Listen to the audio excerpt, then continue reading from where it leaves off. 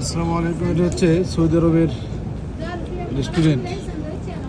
পাকিস্তানি খাবার যেটা সবচেয়ে বেস্ট।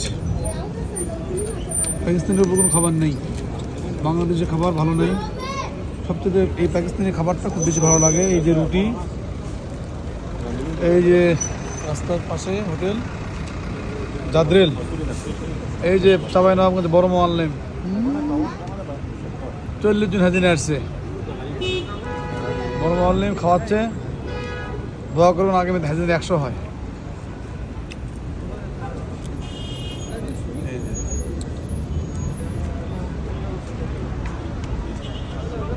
এই যে হোটেলের উপরে আছে, ভিতরে আছে, অনেক বিদেশি খাচ্ছে। এই যে